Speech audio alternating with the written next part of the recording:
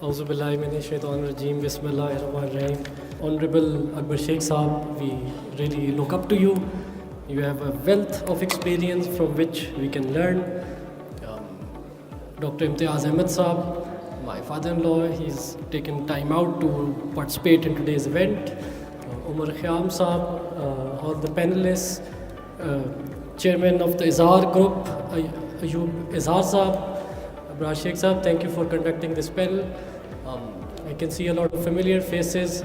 We have Nadeem Zaidi Saab, Dr. Friya, Dean of the School of Architecture and Planning, and people from civil society, developers, real estate agencies, architects, planners, vendors of the real estate sector.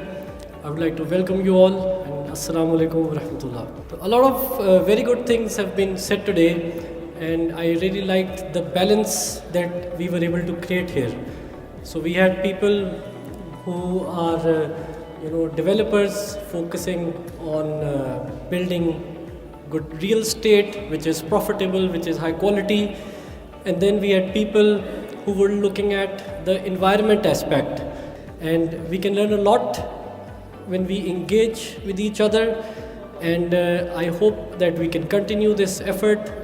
This Center for Innovation in Real Estate is established with that very purpose, and that is to engage policymakers, developers, and academia. So policymakers are the ones that are supposed to create an environment for everyone else. Developers are supposed to obviously implement those policies, and academia's main role is not just to create talent, but to discuss ideas and to lead society. So SIRE is an attempt, to bridge the gap between these three key stakeholders.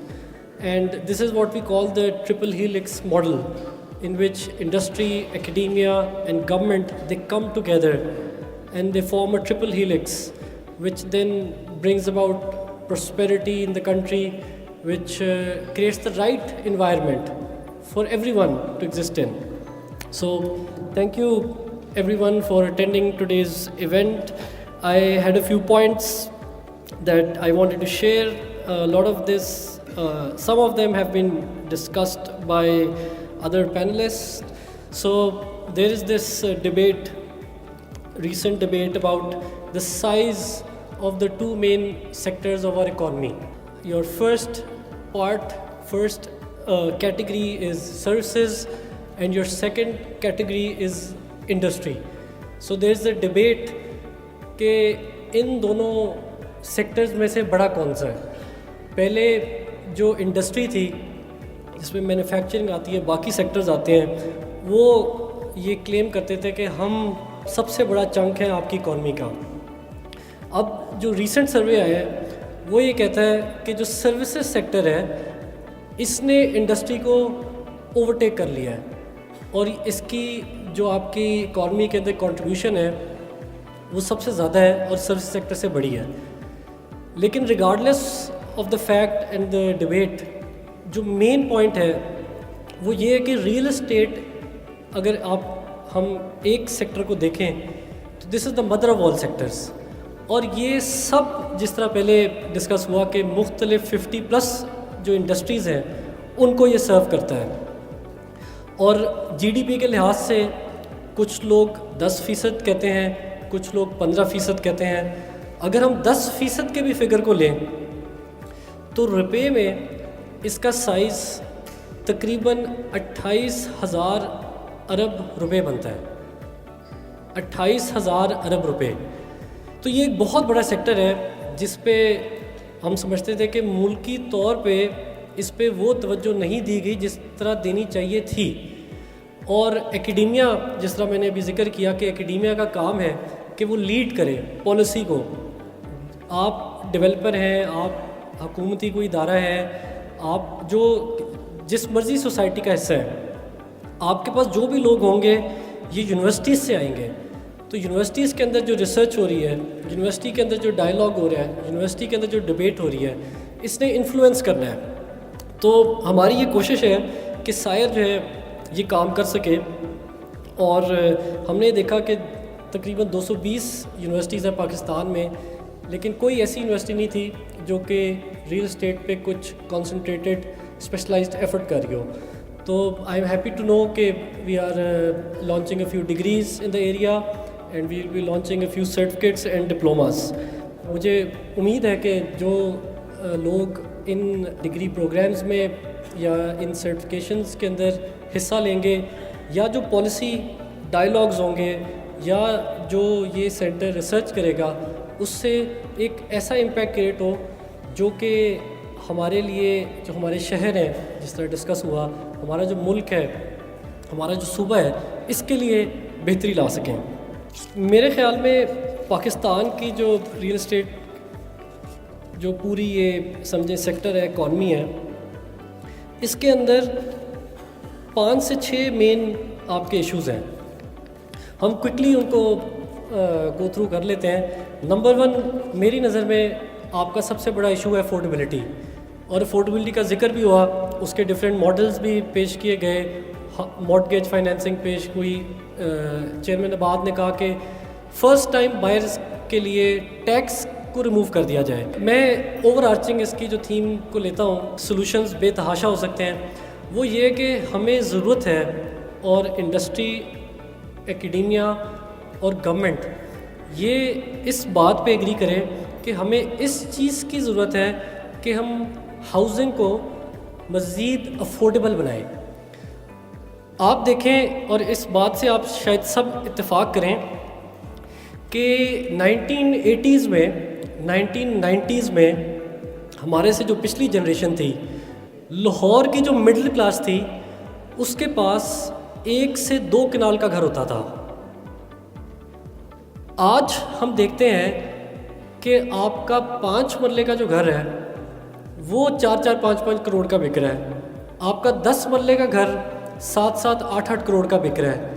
آپ کی middle class جو ہے وہ force ہو گئی ہے کہ وہ چھوٹے گھروں میں جا کے رہے. آپ دیکھتے ہیں کہ کرولا اور سیوک جیسی گاڑیاں 5-5 مرلے کے گھر سے نکل رہی ہوتی ہیں. تو یہ ایک المیہ ہے بہت بڑا. تو نمبر 1 جو میری سجیشن ہے وہ یہ کہ ہم مل کے ہاؤزنگ کو افورڈیبل کریں. نمبر 2 میں سمجھتا ہوں کہ ٹیک اور ڈیٹا، ٹیکنالوجی کا بھی ذکر ہوا لیکن ڈیٹا کا اتنا نہیں ہوا.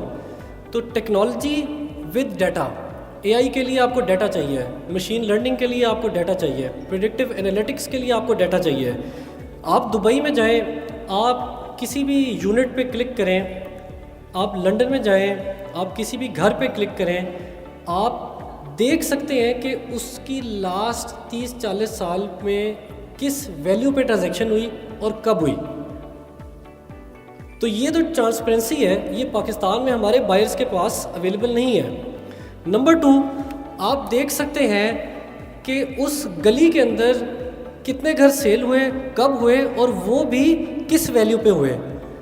آپ ادھر جاتے ہیں، اور ہم ڈیلر حضرات کو برا نہیں کہتے، لیکن 1 روپے کی چیز ہوتی ہے اور وہ کہتے ہیں یہ 3 روپے کی ہے. تو ایک جو ہے فیئرنیس نہیں ہے، ٹرانسپیرنسی نہیں ہے. اور اس کے لیے آپ کو ٹیکنالوجی اور ڈیٹا کا یوز کرنا ہے. ایک اور جو چیز ہے، باہر آپ دیکھیں کہ جو سیلر ہوتا ہے اس کا یوزلی نارتھ امریکہ میں، یو کے میں ریئل اسٹیٹ ایجنٹ ہوتا ہے، بروکر ہوتا ہے. ادھر آپ کے پاس بروکر بائر کا، سیلر کا، وہ دونوں سے کمیشنز لے رہا ہے. تو اس کا جو انٹرسٹ ہے وہ ڈیوائڈ ہو جاتا ہے. تو ہمیں نہیں پتہ کہ اس کا اپنا کیا انٹرسٹ ہے، اس کا اپنا کیا پرسپیکٹیو ہے، اس کو اپنا کہاں فائدہ نظر آ رہا ہے. تو ایک یہ اور بات ہے جو کہ ہمیں کرنے کی، جس مجھے لگتا ہے کہ ہمیں اس پہ فوکس کرنے کی ضرورت ہے، اور سائر اس پہ ضرور انشاءاللہ فوکس کرے گا. اگلی جو بات ہے وہ یہ ہے کہ سیکیور لینڈ رائٹس، اس پہ بھی ذکر ہوا، لیکن میں ایک کتاب کا حوالہ دینا چاہوں گا. اس کتاب کا نام ہے وائی نیشنز فیل. وائی نیشنز فیل. قومیں جو ہیں یہ فیل کن وجوہات کی وجہ سے ہوتی ہیں، اور آپ سب حیران ہوں گے کہ اس میں پہلی وجہ انہوں نے کتاب میں کیا لکھی ہوئی ہے آتھرز نے. انہوں نے لکھا ہے کہ جب آپ اپنی عوام کو سیکیور پراپرٹی رائٹس نہیں دے سکیں گے تو آپ کی قوم فیل ہو جائے گی. مجھے بتائیں، دنیا میں آپ نے کئی مثال سنی ہو کہ لنڈن میں کوئی آدمی کہے میری زمین پہ قبضہ ہو گیا، کوئی کہے دبئی میں میری پلاٹ پہ قبضہ ہو گیا، کوئی کہے کہ میلبرن میں میری زمین پہ قبضہ ہو گیا ہے. رجسٹری کسی کی ہے، کوئی کہے کہ یہ 3 رجسٹریاں پہلے 1971 میں ایک شخص تھا، اس کی رجسٹری سینے نکل آئی ہے تو اگلے سارے فارغ ہو گئے. تو یہ دیکھیں کہ یہ وجہ ہے. اگر آپ نے پاکستانی قوم نے، ہماری عوام نے، اس ملک نے ترقی کرنی ہے تو نمبر 1 جو کام کرنے والا ہے وہ یہ ہے کہ سیکیور لینڈ رائٹس. اگر آپ اپنی عوام کو بیسک یہ حق نہیں دے سکتے تو ملک ہمارا آگے نہیں بڑھ سکتا. ڈیولپمنٹ اور بلڈنگ اور ڈیزائن اور پلاننگ، یہ سب تو بہت بات کی باتیں ہیں. جب آپ اس آدمی کو اس کی ٹائٹل ڈیڈ کے اگینسٹ اس کا رائٹ ٹو اون پراپرٹی نہیں اسٹیبلش کر کے دے سکتے تو باقی سب باتیں تو رہ جاتی ہیں. اور مجھے پورا یقین ہے کہ پاکستان اس میں اس سسٹم کو اسٹیبلش کر سکتا ہے، اس ایریا کے اندر ڈیولپ کر سکتا ہے. اس کی وجہ یہ ہے کہ آج پاکستان نے ایٹم بم بنا لیا ہے لیکن پٹواری سے چھٹکارا نہیں لا سکے اپنی عوام کو، اپنی قوم کو. تو یہ کہ اگر ایٹم بم بنا لیا ہے تو یہ سیکیور لینڈ رائٹس کا ایشو بھی حل ہو سکتا ہے، لیکن ہمیں مل کے بیٹھنا پڑے گا، حکومت کو، ایکیڈیمیا کو اور ڈیولپرز کو. اگلی جو بات ہے، سیکنڈ لاسٹ پوائنٹ، وہ یہ ہے کہ we need to innovate and collaborate. اور اس میں جس طرح آج ڈسکشن ہوا، آج ڈیبیٹ ہوئی، یہ کرنے کی ضرورت ہے. میں نوٹس کرتا ہوں کہ کافی پالیسی بنتی ہے لیکن بند کمروں میں جو سٹیک ہولڈرز ہیں ان کی بات سنی نہیں جاتی. اور نمبر 2، اگر ان کی بات سنی بھی جائے تو اس کو وزن نہیں دیا جاتا. تو ہمیں اس چیز کی ضرورت ہے کہ ہر بات کو جتنا اس کا وزن ہے اس بات کو اتنا وزن دیں اور ڈیبیٹ کریں، ڈسکس کریں. تو مجھے امید ہے کہ پھر کہ centre for innovation in real estate اس میں اپنا کچھ کردار ادا کر سکے گا، وائٹ پیپرز کی صورت میں، پالیسی پیپرز کی صورت میں. یہ ورک شاپس ہو سکتی ہیں، سیمینارز ہو سکتے ہیں، کانفرنسز ہو سکتی ہیں. یہ سب چیزیں جو ہیں وہ انشاءاللہ اس میں کلیدی کردار ادا کریں گے. پاکستان کا جو ریئل اسٹیٹ سیکٹر ہے اس میں کوئی ایسی مجھے نہیں کمی نظر آتی کہ یہ دنیا کا ایک لیڈنگ، جس طرح ہم دیکھتے ہیں کہ لنڈن، آج لنڈن کس وجہ سے ہے، نیو یارک کس وجہ سے نیو یارک ہے. آپ دبئی دیکھیں، پیرس دیکھیں، پوری دنیا کی انویسٹمنٹ ان شہروں میں آتی ہے. تو پاکستان بھی ریئل اسٹیٹ انویسٹمنٹ، آپ باقی قوموں کو چھوڑ دیں، صرف جو اوورسیز پاکستانی ہیں 70-80% ان کے مسائل ان کی پراپرٹی کے ریگارڈنگ ہوتے ہیں. آپ یقین کریں جس ادارے نے تحفظ فراہم کرنا ہوتا ہے وہ خود 50 پیسے پہ سودا اوورسیز سے خریدتے ہیں اور پھر آ کے اپنی رائٹس جو ہوتے ہیں اسٹیبلش کر دیتے ہیں. تو اس طرح ملک نہیں چل سکتا. اس پہ بھی ہمیں پالیسی میکنگ کی ضرورت ہے، ریسرچ کی ضرورت ہے کہ کس طرح اس کو کمپیریٹیو بنایا جا سکتا ہے، ورلڈ کلاس بنایا جا سکتا ہے. اگر آج اوورسیز پاکستانی $30 ارب بیچ رہے ہیں آپ کو، تو یہ $60 ارب بھی ہو سکتا ہے، یہ $100 ارب بھی ہو سکتا ہے. لیکن کیا وہ پلیٹ فارم ہم ان کو پرووائڈ کر پاتے ہیں؟ تو اس میں بھی انشاءاللہ مجھے امید ہے کہ سائر جو ہے وہ کام کرے گا. I want to thank all of you for attending today's event. I am very grateful to all of you, to all the panelists, to all the participants. Thank you so much for attending.